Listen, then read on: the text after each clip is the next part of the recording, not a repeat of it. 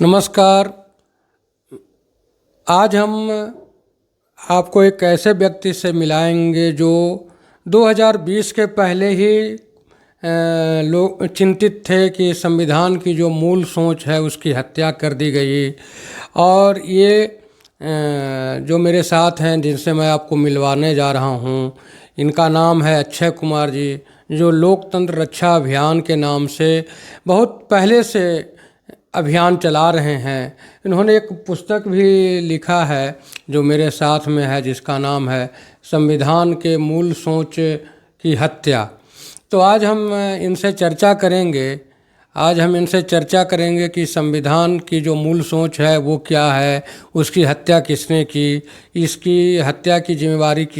हत्या का दोष किसके ऊपर है। सर, आपका सच श्यामला न्यूज़ चैनल में स्वागत है। बहुत बहुत आपको भी धन्यवाद। सर, आपने 2020 के पहले से लोकतंत्र रक्षा अभियान चला रहे हैं और आज जिस सोच को आपने 2020 के पहले ही बोल दिया था लोगों के बीच में, आज उसके लेकर के सत्ता पक्ष और विपक्ष दोनों हल्ला कर रही है कि संविधान खतरे में है, संविधान बचाना है। तो यह संविधान खतरे में कैसे? ये जब आप हम लोगों की उस पुस्तिका पर कि संविधान के मूल सोच की हत्या की जब हम बात कर रहे हैं, उसमें आप देखेंगे कि संविधान के जो प्रस्तावना या कुछ लोग उद्देशिका के रूप में उसको कहते हैं कि उस उद्देशिका के जो संकल्प हैं, जब हम लोग उस नज़रिए से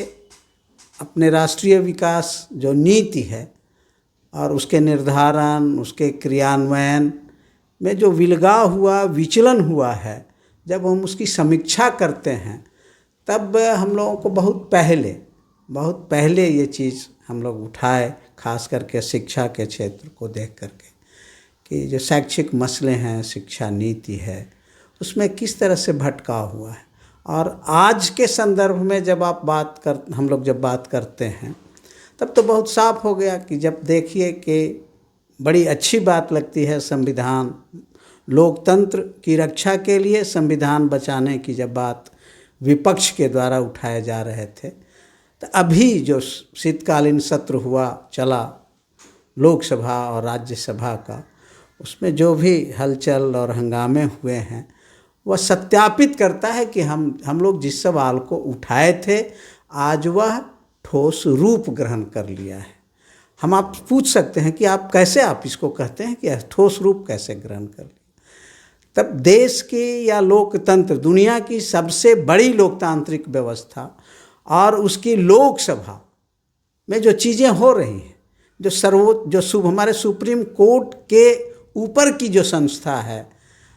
वहाँ अगर कुछ चीज़ें होती हैं तो आपसी विवाद के लिए उनको थाना जाना पड़ता है। हमारे जो लोकसभा अध्यक्ष हैं, अभी तक हम नहीं जानते हैं कि वहाँ जो विवाद खड़े हुए हैं उसको ले करके उनके तरफ से कोई पहल हुआ कि देश के सारे समस्याओं के समाधान का रास्ता हम तय करते हैं, खोजते हैं लोकसभा में, और खुद वहीं जब समस्या लोकतांत्रिक व्यवहार, सवाल, बहस, मुहावजे पर जब सवाल खड़ा होता है और उनके जो व्यवहार जो होते हैं, जो हुए हैं, कहिए होते क्या हैं, हुए हैं, उसको लेकर पुलिस का इंटरवेंशन, उनको पुलिस में जाना पड़े हमारे सांसदों को, तब अब और क्या प्रमाण आप खोजते हैं कि हमारे जो सबसे सर्वोच्च संस्था है लोकतंत्र की, वह असहाय हो गई, वह दिशाहीन हो गई है। अब लोकतंत्र के बारे में हमें फिर एक बार पुनः उनके पास जिनके ओर से जो संकल्प हम लिए थे, संवैधानिक जो संकल्प लिए थे कि हमारे ये सपनों का भारत यह होगा, उसकी व्यवस्था संसदीय व्यवस्था यह होगी, और उस संसदीय व्यवस्था के तहत हम लोगों के लिए जो सार्वजनिक संरचनाएं होंगी वह इस तरह काम करेगी। ये सारे सवाल अब कहीं दो दिन लोकसभा और 2 दिन राज्यसभा, अगर इसकी भी आप समीक्षा करेंगे तो देखिएगा कि कहीं भी हमारे लोकतांत्रिक संस्थाओं के प्रबंधन, संचालन और उसकी जो त्रुटियां हैं उस पर बात नहीं हुई, न लोकसभा के अंदर न राज्यसभा के अंदर। और उल्टे पक्ष और विपक्ष में आरोप प्रत्यारोप के दौर में वही हंगामा में भी परिणति होती है। 17 के बाद आप देखेंगे कि और हम सवाल पत्रकारिता जगत के क्षेत्र में, बुद्धिजीवियों के स्तर पर यह चिंता का विषय नहीं बन पा रहा है। और इसी सवाल, इसका एहसास हम लोगों को बहुत पहले हो गया था। और इसको फिर और अगर ठोस रूप में जब हम देखते हैं तो जो मौलिक अधिकार, जो संविधान का अनुच्छेद 13 में जिसकी व्याख्या की गई है, उसके पहले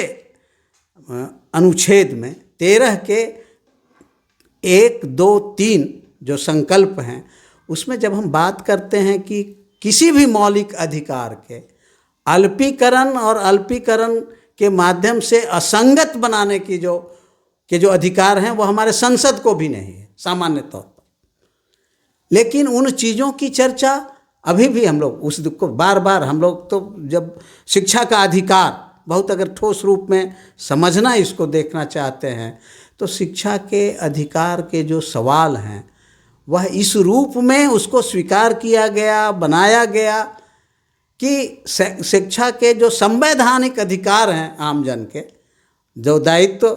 वह अधिकार जनता का है और वह दायित्व सरकार की है, हमारी लोकतांत्रिक जो व्यवस्था की है, उसका अल्पीकरण हुआ। और आज पूरी जो शिक्षा व्यवस्था है वह आम जनों के लिए असंगत हो गया।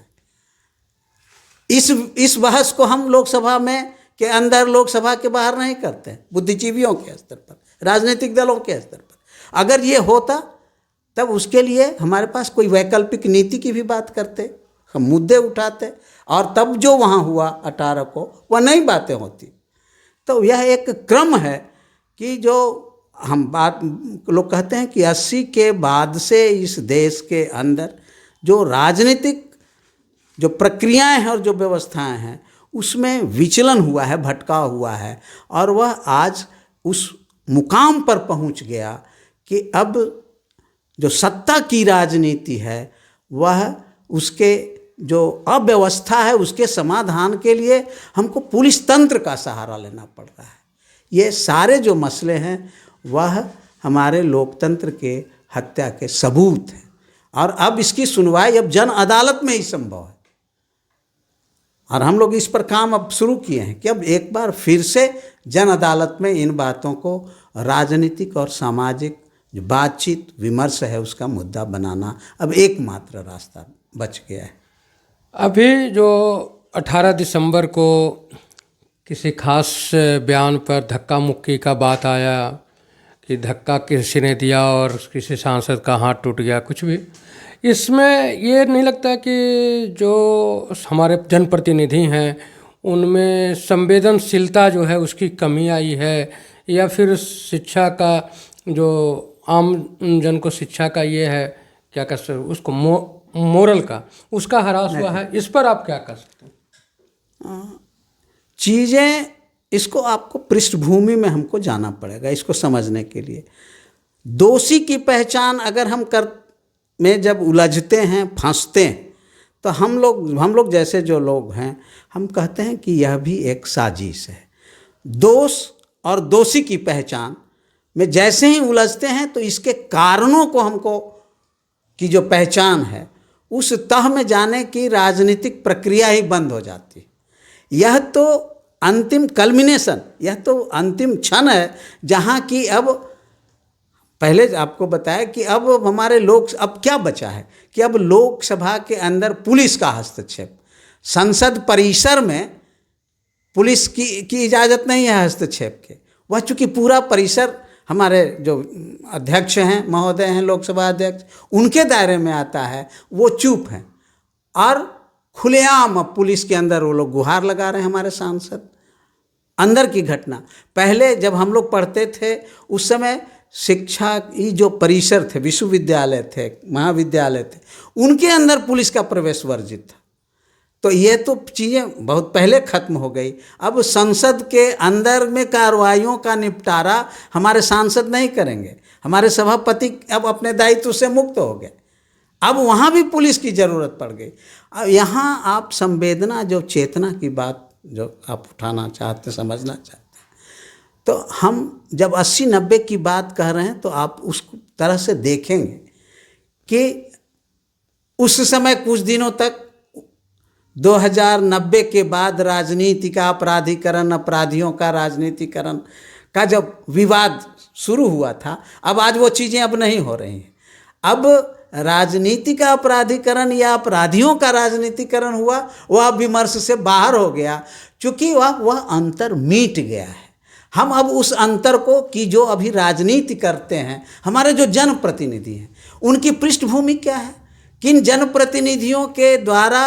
अपने अपने इलाके में उनके पास कौन सी कार्य योजना है विकास की, अपने अपने कार्य क्षेत्र के शिक्षा के सुविधा के लिए, स्वास्थ्य की सुविधा के लिए, कृषि के लिए, वहाँ के काम करने वाले मजदूरों के सुविधा के लिए कौन सी है, ये बात अब नहीं होती है। जब यह बात नहीं होती है तो उन लोगों के पास अब संवेदना की जैसे ही बात आप करेंगे तो वह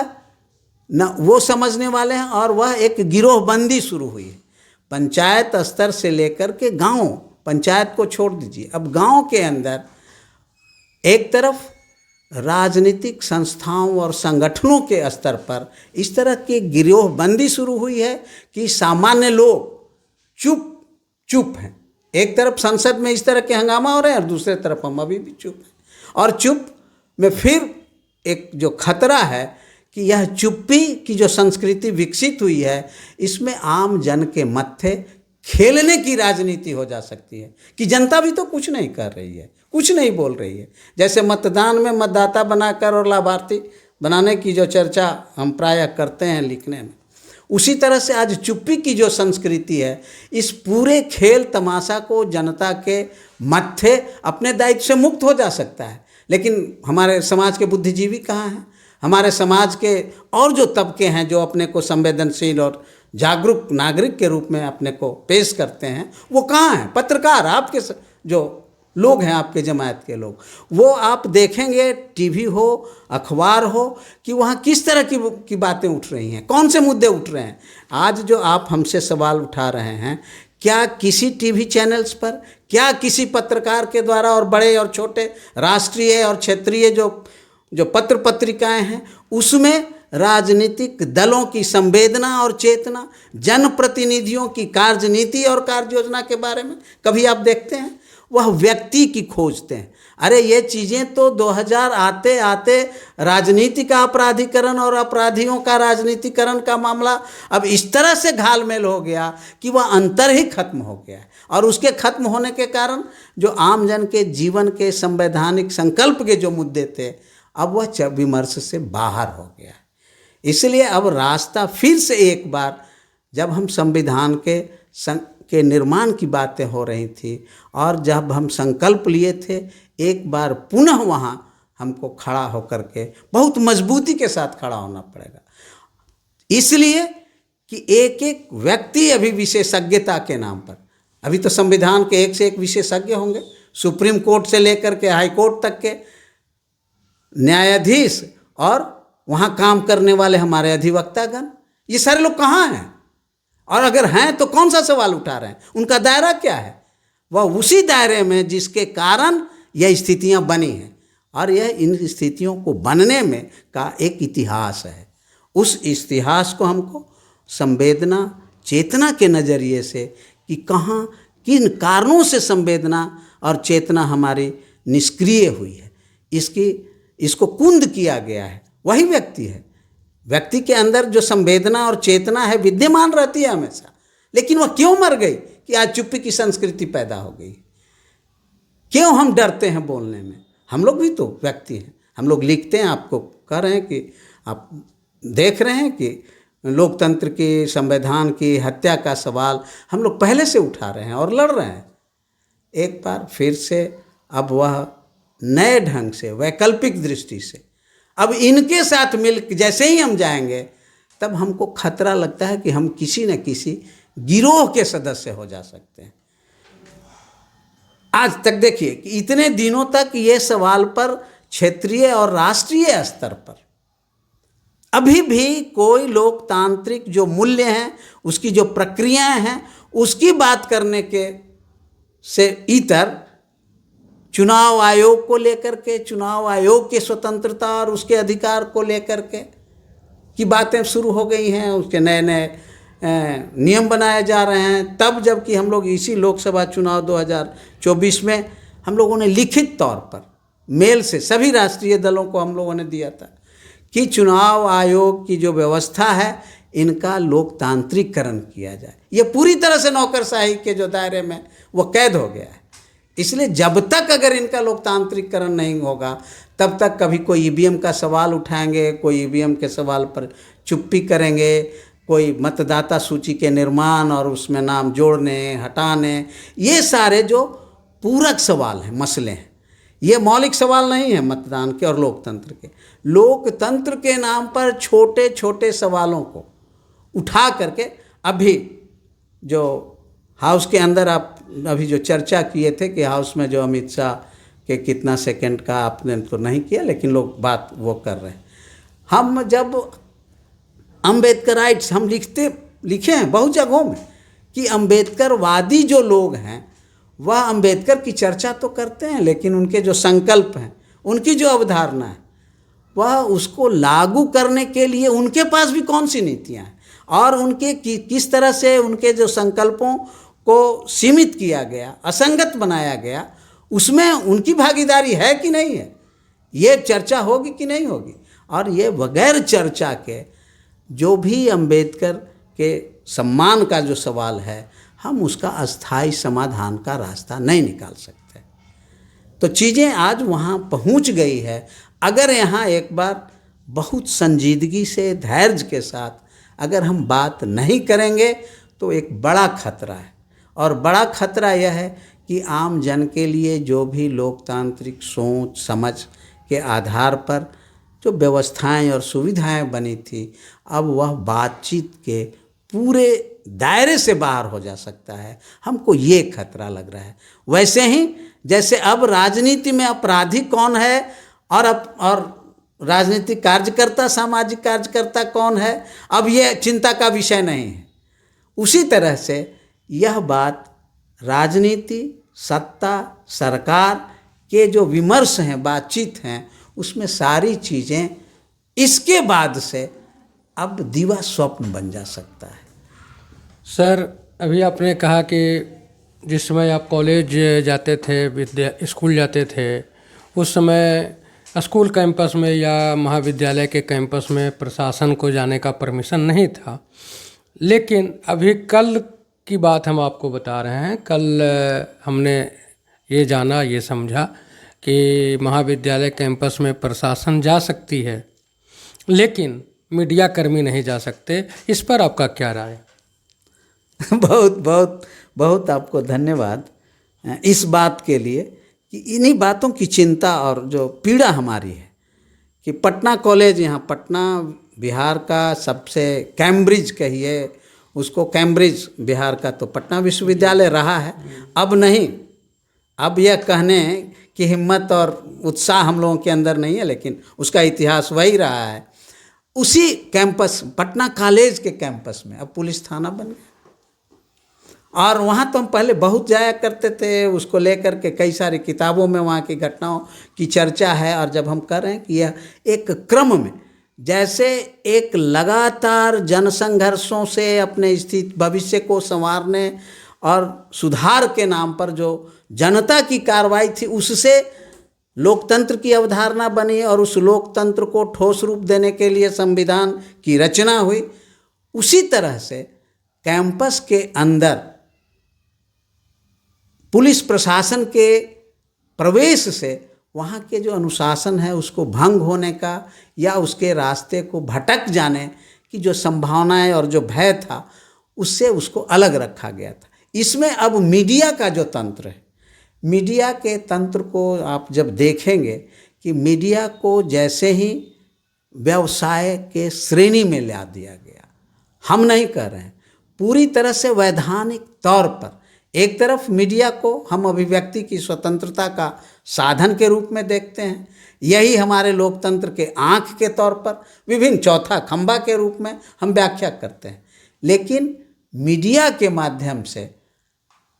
जो समाचार हम लोगों के बीच में, लोगों के बीच में जाया करता है, उसमें दो पक्ष हैं। आज भी है कि जो जाने से आपका प्रवेश वर्जित हो गया है मीडिया को, कुछ जगहों में प्रशासन, पुलिस, फौज धड़ल्ले से कहीं जा सकती है, लेकिन जो हमारे आँख हैं, जो हमारे कान हैं, जो हमारे बोलने मुंह हैं, जिनके माध्यम से हमारी बातें वो पहुंचाते हैं लोगों के बीच में, उनको को निषेध हो गया, उन पर रोक लगी कि इनको मत जाने दो। इस बात को हम का उपयोग मीडिया, जो तंत्र के साथी हैं, जो लोग हैं, जो संस्थाएं हैं, अब वो कैसे उपयोग करते हैं। अगर मीडिया का वही पुराना जो सामाजिक मूल्य और मान्यता होता, तब हमको लगता है किसी भी संस्था को, चाहे वह शिक्षण संस्था हो, चिकित्सा की संस्था हो, किसी भी तरह विधायिका की हो, कार्यपालिका की संस्थाएं हैं, वहाँ मीडिया पर इस तरह से निषेध करने की ताकत नहीं होती। लेकिन यह जो क्षरण हुआ है मीडिया के मूल्य मान्यताओं पर, यह प्रहार है। और यह प्रहार क्यों हुआ, यह भी चिंता का, उसी तरह से जो हम पहले कह रहे थे कि अब चिंता का विषय है। यहाँ यह स्थिति आने में मीडिया के जो पक्षधरता है उस पर भी सवाल, उसकी विश्वसनीयता पर सवाल खड़े हुए हैं। और जैसे ही मीडिया के पक्षधरता और उसके विश्वसनीयता पर जब सवाल खड़े हुए हैं, तब हम कमज़ोर हुए। और वह ऐसे ही नहीं, उसके प्रमाण भी हैं कि एक तरफ देश में इस तरह की चीज़ें चल रही हैं। आप तो पहले व्यक्ति होंगे और छोटा ही यूट्यूब के ही साथ ही आप काम करने वाले लोग हैं, कर्मी हैं, लेकिन कितने यूट्यूब पर इस तरह से निष्पक्ष समाचार और या निष्पक्ष सवाल उठाना और उसका जवाब खोजने की दिशा में कितने यूट्यूब के साथी सक्रिय हैं। आप अगर देखेंगे कि मूल सवाल क्या है और उसके कारण क्या है और उस कारण का निदान लोकतांत्रिक क्या हो सकता है, वह प्रशासकीय होगा, नौकरशाही पद्धति से होगा या लोकतांत्रिक तरीके से होगा। इस बात की चर्चा जब हम नहीं करते हैं तब मीडिया के साथी भी पर सवाल खड़े हुए हैं और उनको भी किसी न किसी के साथ खड़ा चेहरा दिखता है और उनके साथ उसी तरह से व्यवहार होता है कि वह हमारे पक्ष में है या हमारे विपक्ष में जाएगा। हमारे साथी भी ऐसे हैं भी, हमने उसकी चर्चा अभी हम नहीं करेंगे मीडिया के साथी कि चाहे वह ज़मीनी गांव के स्तर, प्रखंडों, जिलाओं में या पटने के अंदर हैं, मीडिया के साथी इनका दुरुपयोग भी करते हैं, उनकी लाचारियां भी हैं। क्योंकि आज मीडिया तंत्र में जो काम करने वाले हमारे साथी वो भी मनुष्य हैं, उनके भी जीवन की आवश्यकताएं हैं और उन आवश्यकताओं में उसी तरह से उनको जूझना पड़ता है जैसे आम लोग जूझते हैं। यह जो संघर्ष जीवन का है, जीवन यापन का संघर्ष है, जीवन यापन के संघर्ष में वह समान रूप से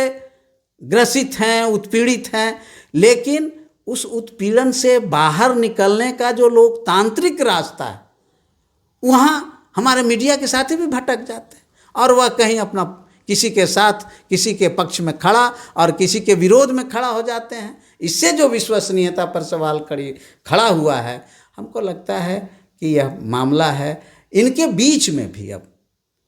केवल राजनीतिक नहीं, एक बार हमको लगता है कि अगर अभी जो लोकतंत्र की हत्या पर जो हमले लगातार हो रहे हैं, संवैधानिक मूल्यों की हत्या के बाद पूरी लोकतांत्रिक व्यवस्था को अप्रासंगिक बनाने के लिए, तो उसी के साथ उससे अलग करके मीडिया पर भी जो हमले हो रहे हैं या मीडिया के चरित्र को बदलने के लिए जो चीज़ें हो रही हैं, यह सतर्क हमको करता है। हमको चीज़ों को एक साथ संपूर्णता में देखने की ज़रूरत है कि मीडिया अलग से कुछ नहीं कर सकते हैं। आप कोई समाचार अभी हमसे बात कर रहे हैं, इसको आप सर्कुलेट करेंगे, इससे जो अभी जो मौलिक सवाल खड़ा हुआ है उसको लेकर के जो रचनात्मक जन पहल या रचनात्मक जो जन संवाद है, आम जन के बीच में एक नई बातचीत की प्रक्रिया और विषय ठोस रूप ले, यह कितना संभव है या नहीं है, यह प्रश्न है। आज हमको इसलिए मीडिया के साथियों से भी, हम आपसे भी और अन्य आपके जो सहकर्मी हैं, साथी हैं, आपसे बड़े लोग हैं जो राष्ट्रीय स्तर पर भी काम करते हैं, उनको भी देखते और सुनते रहते हैं कि अपने जिस घेरे में कैद अभी हो गए हैं उससे बाहर निकल करके एक बार स्वस्थ ढंग से, निष्पक्ष ढंग से, लोकतांत्रिक तरीके से सोचने और काम करने की योजना पर बातचीत की जाए। सर से बहुत सवाल किया जा सकता है, सर बहुत से सवाल का जवाब देने में सक्षम भी हैं, और संविधान की बात की चर्चा अगर की जाए तो बहुत बड़ा हो सकता है, जो एक किसी छोटे वीडियो में संभव नहीं है। तो आप सभी दर्शकों से आग्रह है कि आगे इनके इसी कड़ी को आगे बढ़ाने के लिए आगे का वीडियो हम जारी करेंगे आप लोग के समक्ष। सर आपका हमारे चैनल को समय देने के लिए धन्यवाद। बहुत बहुत आप लोगों को भी बहुत धन्यवाद। हमें उम्मीद है कि इस कड़ी को अगर आप जीवंत मुद्दा विमर्श का बनाते हैं